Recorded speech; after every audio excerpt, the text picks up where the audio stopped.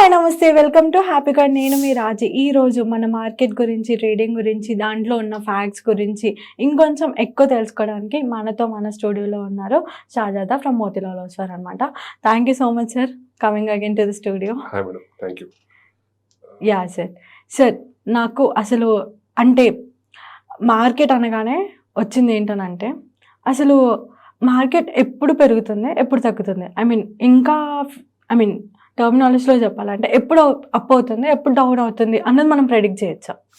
అంటే కొన్ని ఫ్యాక్టర్స్ ఉంటాయి madam. First will going with upward A momentum ప్రకారం ఏ ఫ్యాక్టర్స్ మీద బేస్ అవుతుంది అనేది నేను చెప్తాను.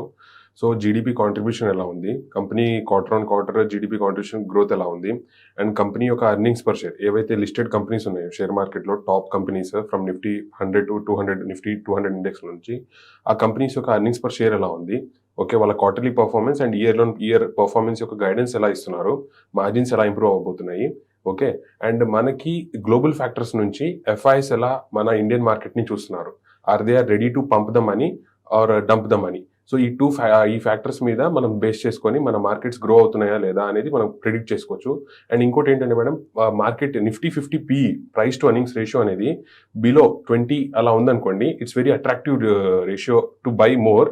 సో అక్కడ ఏంటంటే మనకి ఇంకా ఇన్ఫ్లో అనేది మార్కెట్లో ఇంకా ఎక్కువగా వస్తుంది.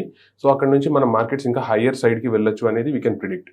And coming to downward sides, so downward sides వచ్చే ఫ్యాక్టర్స్ ఏమున్నాయి కన్సర్న్స్ వచ్చేసి, లైక్ ఇందాక డిస్కస్ చేసుకున్నట్టే, సపోజ్ జీడిపి గ్రోత్ అనేది మనకి తగ్గింది అనుకోండి ఒక 2-3 క్వార్టర్స్ వైజ్, సో అది ఒక కన్సర్న్గా చూసుకోవచ్చు మనము. ఇప్పుడు యూఎస్లో చూసుకుంటే ఫ్రమ్ పాస్ట్ 3 క్వార్టర్స్ వల్ల జీడిపి గ్రోత్ అనేది తగ్గుతూ వస్తుంది, okay. So this is also one major concern, okay. తర్వాత ఇంకోటి ఎకనామికల్ ఫ్యాక్టర్స్ ఆఫ్ ఎఫ్ఐఎస్. వాళ్ళు మన ఎఫ్ఐఎస్ ఎవరైతే మన ఇండియాలో ఇన్ఫ్లో చేస్తున్నారో మనీ, సో వాళ్ళకి ఏదైనా రిస్క్ ఫ్యాక్టర్ అనిపించింది అనుకోండి, if dollar is getting appreciated more than the Indian rupee, okay, so వాళ్ళు ఏం చేస్తారు, డాలర్లో ఇన్వెస్ట్ చేయడానికి ఎక్కువగా ఇంట్రెస్ట్ చూపిస్తారు, అండ్ యూఎస్ బాండ్స్లో ఇన్వెస్ట్ చేయడానికి ఇంట్రెస్ట్ ఎక్కువ చూపిస్తారు rather than Indian economy and shares. So అక్కడ మన ఇన్ఫ్లో అనేది అక్కడ మళ్ళీ అవుట్ఫ్లో అయిపోతూ ఉంటుంది. This is one more factor. And PE ratio, ఎప్పుడైతే PE ratio about 25 and 28 above ఉంటుందో, మన నిఫ్టీ 50 ఇండెక్స్ పీఈ రేషియో ఎప్పుడైతే 25 and 28 అబౌవ్ ఉంటుందో, it becomes very higher value ratio. So అక్కడ ఏంటంటే కొంచెం సెల్ ఆఫ్ అనేది వస్తుంది మార్కెట్లో, ఆ సెల్ ఆఫ్ అనేది కొంచెం డౌన్వర్డ్స్ని మార్కెట్కి పుష్ చేస్తుంది. So these are some major important factors to know the market up and downwards directions. Okay sir, అంటే ఇప్పుడు ఇవన్నీ దాని వల్లనే ఇప్పుడు మనం ఒక స్టాక్ కొనాలి పర్టికులర్ కంపెనీది ఆర్ సంథింగ్ అని అన్నప్పుడు ఒక ప్రైస్ అనేది ఉంటుంది కదా, so what ever the stock price or something అనేది కూడా ఇవన్నీ రిలేట్ అవుతాయి ఫ్యాక్టర్స్ అనేవి. Mostly we can relate to with the PE ratio, price to earnings ratio. Suppose example వచ్చేసి టీసీఎస్ ఉంది అండ్ రిలయన్స్ ఇండస్ట్రీస్ ఉంది. ఈ రెండింటిని కంపేర్ చేసుకుంటే టీసీఎస్ ఒక పీఈ రేషియో ఎలా ఉంది, ఓకే, ఆ ఇండస్ట్రీ అంటే ఇండస్ట్రీ ఏంటి, ఐటీ ఇండస్ట్రీ యొక్క పీఈ రేషియో ఎలా ఉంది, okay, is in between in the line అంటే sector PE IT sector PE ratio వచ్చేసి సపోజ్ 25 ఉంది, టీసీఎస్ది ఇటువటుగా 25 or 28 ఉంది. So it's very attractive ratio to buy, ఎందుకంటే it's a very quality company కాబట్టి. సో అలానే మనం రిలయన్స్ ఇండస్ట్రీని కూడా కంపేర్ చేసుకోవచ్చు. Not only about the PE ratio, వాళ్ళ ప్రైస్ టు బుక్ వాల్యూ ఎలా ఉంది, earnings per share quarter on quarter increase అవుతున్నాయా లేదా, అండ్ క్వార్టర్ ఆన్ క్వార్టర్ వాళ్ళ ప్రాఫిట్ మార్జిన్స్ అనేవి ఇంక్రీజ్ అవుతున్నాయా లేదా, ప్లస్ మేనేజ్మెంట్ యొక్క రెవెన్యూ అండ్ మార్జిన్స్ గ్రోత్ ఎలా ఉంది వాళ్ళ కమింగ్ నెక్స్ట్ 1 year 5 years లో. So they let us know in the quarterly meetings, ఏదైతే వాళ్ళు రిజల్ట్ డిక్లేర్ చేస్తారో మేనేజ్మెంట్ మీటింగ్స్ లో. సో ఆ డిస్కషన్ లో we can know how the company is going to perform. So దీంట్లో Q1, Q2, Q3 ఏవైతే ఉంటాయో వాళ్ళలో మనకి పర్టికులర్ కంపెనీ యొక్క పర్ఫార్మెన్స్ అనేది తెలుస్తూ ఉంటుంది.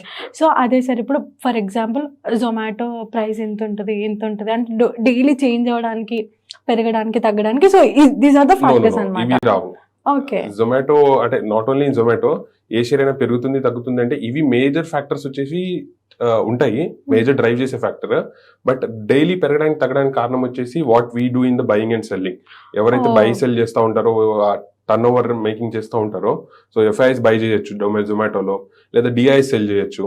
సో డిఐఎస్ బై చేయొచ్చు, ఎఫ్ఐఎస్ సెల్ చేయొచ్చు, లేదా రీటైలర్స్ ఎంటర్ అవ్వచ్చు, ఓకే. సో ఇలా ఈ బయింగ్ అండ్ సెల్లింగ్ జరగడం వల్ల ఆ షేర్ ప్రైస్ లో మూమెంటమ్స్ అనేవి వస్తూ ఉంటాయి.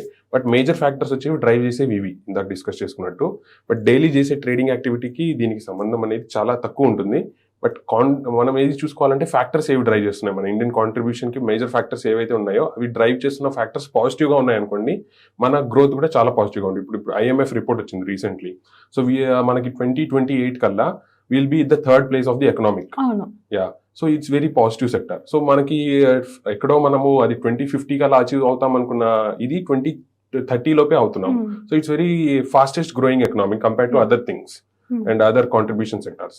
సో అంటే ఇప్పుడు నాకు ఏం డౌట్ వచ్చిందంటే ఇంకొకటి, ఐ మీన్ మన కాన్వర్సేషన్లో, అంటే దీనివల్ల అన్ని ఎఫెక్ట్ అయ్యి మన డాలర్ ప్రైస్ పెరగడం కానీ తగ్గడం కానీ ఇదంతా దీని ఎఫెక్టే అంటారా?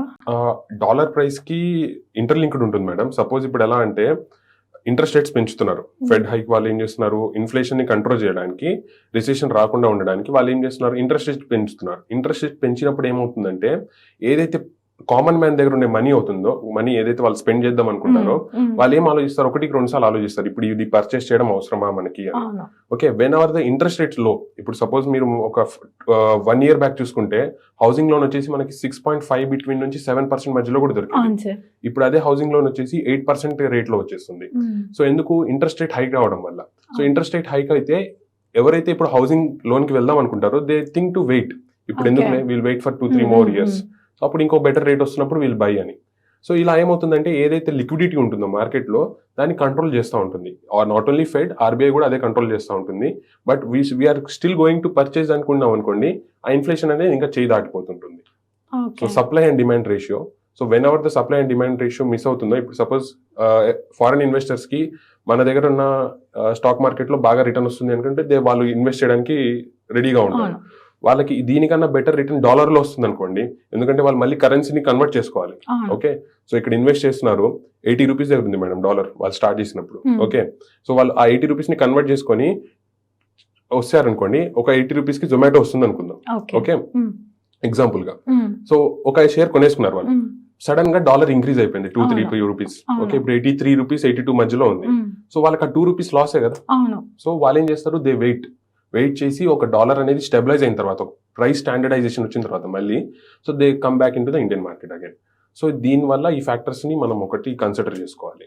సో డాలర్ ఇంక్రీజ్ అవుతుందే మనకు ఒక ఇండియన్ కి కన్సర్న్, అది మన రూపీ అనేది డిప్రిషియేట్ అవుతుంది కాబట్టి. సో అదొకటి మనం చూసుకుంటే, వెన్ ఎవర్ మన రూపీ డిప్రిషియేట్ అవుతుంది కదా అని మనం పానిక్ అవసరం లేదు. It's our opportunity to buy more. Yeah, that's a good point to be noted sir. Yeah, thank you so much sir. అసలు ఫ్యాక్టర్స్ అంటే ఐ మీన్ చాలా క్లారిటీ వచ్చేసింది. So next time we will look after this and we will go for it. Yeah అండి, thank you so much for coming studio and sharing the knowledge అనమాట. Yeah, this is for you guys. ఈ video కనుక మీకు నచ్చినట్టయితే ఏం చేయాలో తెలుసు కదా, లైక్ చేయండి, షేర్ చేయండి, సబ్స్క్రైబ్ చేయండి. Don't forget to follow Happycoin. See you in the next video.